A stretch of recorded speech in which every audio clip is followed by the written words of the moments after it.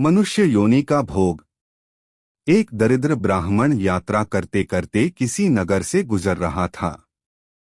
बड़े बड़े महल एवं अट्टालिकाओं को देखकर ब्राह्मण भिक्षा मांगने गया, किंतु उस नगर में किसी ने भी उसे 2 मुट्ठी अन्न नहीं दिया। आखिर दोपहर हो गई तो ब्राह्मण दुखी होकर अपने भाग्य को कोसता हुआ जा रहा था। सोच रहा था, कैसा मेरा दुर्भाग्य है, इतने बड़े नगर में मुझे खाने के लिए 2 मुट्ठी अन्न तक नहीं मिला। रोटी बनाकर खाने के लिए 2 मुट्ठी आटा तक नहीं मिला। इतने में एक सिद्ध संत की निगाह उस ब्राह्मण पर पड़ी। उन्होंने ब्राह्मण की बड़बड़ाहट सुन ली। वे बड़े पहुंचे हुए संत थे। उन्होंने कहा, हे दरिद्र ब्राह्मण, तुम मनुष्य से भिक्षा मांगो, पशु क्या जाने भिक्षा देना। यह सुनकर ब्राह्मण दंग रह गया और कहने लगा, हे महात्मन, आप क्या कह रहे हैं?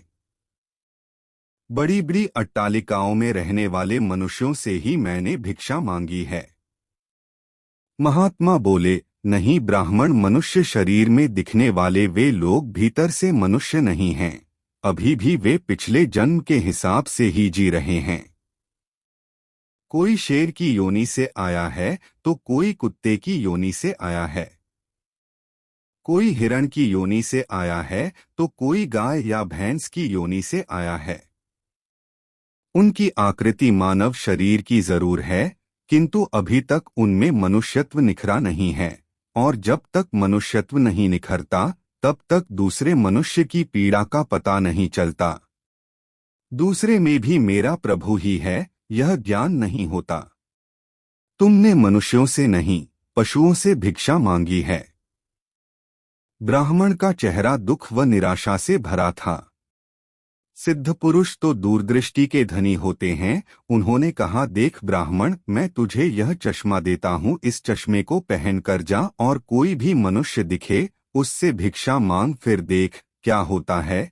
वह दरिद्र ब्राह्मण जहाँ पहले गया था वहीं पुनः गया और योग सिद्ध कला वाला चश्मा पहनकर गौर से देखा। ओहो, वाकई कोई कुत्ता है, कोई बिल्ली है तो कोई बघेरा है। आकृति तो मनुष्य की है लेकिन संस्कार पशुओं के हैं। मनुष्य होने पर भी मनुष्यत्व के संस्कार नहीं हैं। घूमते घूमते वह ब्राह्मण थोड़ा सा आगे गया तो देखा कि एक मोची जूते सिल रहा है। ब्राह्मण ने उसे गौर से देखा तो उसमें मनुष्यत्व का निखार पाया। ब्राह्मण ने उसके पास जाकर कहा, भाई तेरा धंधा तो बहुत हल्का है और मैं हूँ ब्राह्मण, रीति रिवाज एवं कर्मकांड को बड़ी चुस्ती से पालता हूँ। मुझे बड़ी भूख लगी है, इसीलिए मैं तुझसे मांगता हूँ, क्योंकि मुझे तुझमें मनुष्यत्व दिखा है। उस मोची की आंखों से टप टप आंसू बरसने लगे। वह बोला, हे प्रभु, आप भूखे हैं। हे मेरे भगवान, आप भूखे हैं। इतनी देर आप कहाँ थे? यह कहकर मोची उठा एवं जूते सिलकर टका, आना दो आना वगैरह जो इकट्ठे किए थे उस चिल्लर को लेकर हलवाई की दुकान पर पहुंचा और बोला, हलवाई भाई, मेरे इन भूखे भगवान की सेवा कर लो, ये चिल्लर यहाँ रखता हूँ। जो कुछ भी सब्जी पराठे पूरी आदि दे सकते हो वह इन्हें दे दो, मैं अभी आता हूँ। यह कहकर मोची भागा और घर जाकर अपने हाथ से बनाई हुई एक जोड़ी जूती ले आया एवं चौराहे पर उसे बेचने के लिए खड़ा हो गया।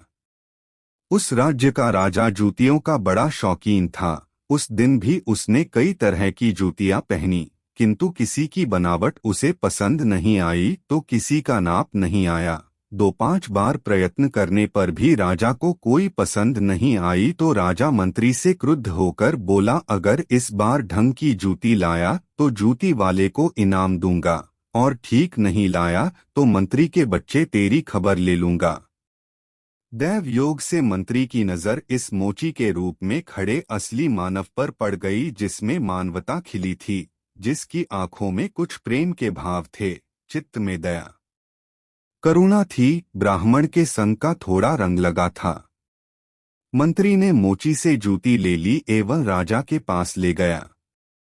राजा को वह जूती एकदम फिट आ गई, मानो वह जूती राजा के नाप की ही बनी थी। राजा ने कहा, ऐसी जूती तो मैंने पहली बार ही पहन रहा हूँ। किस मोची ने बनाई है यह जूती? मंत्री बोला, हुजूर यह मोची बाहर ही खड़ा है। मोची को बुलाया गया। उसको देखकर राजा की भी मानवता थोड़ी खिली। राजा ने कहा, जूती के तो 5 रुपए होते हैं, किंतु यह 5 रुपयों वाली नहीं है, 500 रुपयों वाली जूती है। जूती बनाने वाले को 500 और जूती के 500, कुल 1000 रुपए इसको दे दो। मोची बोला, राजा जी तनिक ठहरिए, यह जूती मेरी नहीं है, जिसकी है उसे मैं अभी ले आता हूँ। मोची जाकर विनयपूर्वक उस ब्राह्मण को राजा के पास ले आया एवं राजा से बोला, राजा जी यह जूती इन्हीं की है। राजा को आश्चर्य हुआ, वह बोला, यह तो ब्राह्मण है, इसकी जूती कैसे? राजा ने ब्राह्मण से पूछा तो ब्राह्मण ने कहा, मैं तो ब्राह्मण हूँ, यात्रा करने निकला हूँ। राजा, मोची जूती तो तुम बेच रहे थे, इस ब्राह्मण ने जूती कब खरीदी और बेची? मोची ने कहा, राजन मैंने मन में ही संकल्प कर लिया था कि जूती की जो रकम आएगी वह इन ब्राह्मण देव की होगी। जब रकम इनकी है तो मैं इन रुपयों को कैसे ले सकता हूँ? इसीलिए मैं इन्हें ले आया हूँ। न जाने किसी जन्म में मैंने दान करने का संकल्प किया होगा और मुकर गया होगा, तभी तो यह मोची का चोला मिला है। अब भी यदि मुकर जाऊं तो न जाने मेरी कैसी दुर्गति हो, इसीलिए राजन ये रुपए मेरे नहीं हुए। मेरे मन में आ गया था कि इस जूती की रकम इनके लिए होगी, फिर 5 रुपए मिलते तो भी इनके होते और 1000 मिल रहे हैं तो भी इनके ही हैं। हो सकता है मेरा मन बेईमान हो जाता, इसीलिए मैंने रुपयों को नहीं छुआ और असली अधिकारी को ले आया। राजा ने आश्चर्यचकित होकर ब्राह्मण से पूछा, ब्राह्मण मोची से तुम्हारा परिचय कैसे हुआ? ब्राह्मण ने सारी आप बीती सुनाते हुए सिद्ध पुरुष के चश्मे वाली बात बताई और कहा कि राजन, आपके राज्य में पशुओं के दर्शन तो बहुत हुए, लेकिन मनुष्यत्व का अंश इन मोची भाई में ही नजर आया। राजा ने कौतूहलवश कहा, लाओ वह चश्मा जरा हम भी देखें। राजा ने चश्मा लगाकर देखा तो दरबारियों में उसे भी कोई सियार दिखा तो कोई हिरण, कोई बंदर दिखा तो कोई रीछ। राजा दंग रह गया कि यह तो पशुओं का दरबार भरा पड़ा है। उसे देखा कि ये सब पशु हैं तो मैं कौन हूँ? उसने आईना मंगवाया एवं उसमें अपना चेहरा देखा तो शेर। उसके आश्चर्य की सीमा न रही, ये सारे जंगल के प्राणी और मैं जंगल का राजा शेर यहाँ भी इनका राजा बना बैठा हूँ। राजा ने कहा, ब्राह्मणदेव योगी महाराज का यह चश्मा तो बड़ा गजब का है, वे योगी महाराज कहाँ होंगे? ब्राह्मण, वे तो कहीं चले गए, ऐसे महापुरुष कभी कभी ही और बड़ी कठिनाई से मिलते हैं, श्रद्धावान ही ऐसे महापुरुषों से लाभ उठा पाते हैं। बाकी तो जो मनुष्य के चोले में पशु के समान हैं, वे महापुरुष के निकट रहकर भी अपनी पशुता नहीं छोड़ पाते। ब्राह्मण ने आगे कहा, राजन, अब तो बिना चश्मे के भी मनुष्यत्व को परखा जा सकता है। व्यक्ति के व्यवहार को देखकर ही पता चल सकता है कि वह किस योनि से आया है। एक मेहनत करे और दूसरा उस पर हक जताए तो समझ लो कि वह सर्प योनि से आया है। क्योंकि बिल खोदने की मेहनत तो चूहा करता है, लेकिन सर्प उसको मारकर बिल पर अपना अधिकार जमा बैठता है।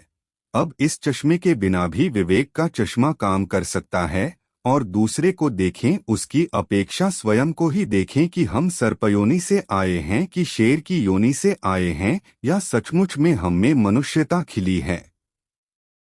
यदि पशुता बाकी है तो वह भी मनुष्यता में बदल सकती है।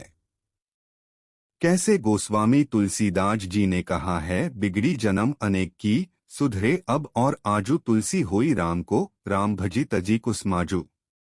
कुसंस्कारों को छोड़ दे, बस अपने कुसंस्कार आप निकालेंगे तो ही निकलेंगे। अपने भीतर छिपे हुए पशुत्व को आप निकालेंगे तो ही निकलेगा। यह भी तब संभव होगा जब आप अपने समय की कीमत समझेंगे। मनुष्यत्व आए तो एक एक पल को सार्थक किए बिना आप चुप नहीं बैठेंगे। पशु अपना समय ऐसे ही गवाता है। पशुत्व के संस्कार पड़े रहेंगे तो आपका समय बिगड़ेगा। आठ पशुत्व के संस्कारों को आप बाहर निकालिए एवं मनुष्यत्व के संस्कारों को उभारिए। फिर सिद्ध पुरुष का चश्मा नहीं, अपने विवेक का चश्मा ही कार्य करेगा और इस विवेक के चश्मे को पाने की युक्ति मिलती है हरि नाम संकीर्तन यानी सत्य का संग व सत्संग से। तो हे आत्मजनों, मानवता से जो पूर्ण हो वही मनुष्य कहलाता है। बिन मानवता के मानव भी पशुतुल्य रह जाता है। इसलिए आप जो भी कमा रहे उसमें से कम 2% दान करते रहे, जो सेवा आपको सही लगे उसमें। हरे कृष्ण, राधे राधे।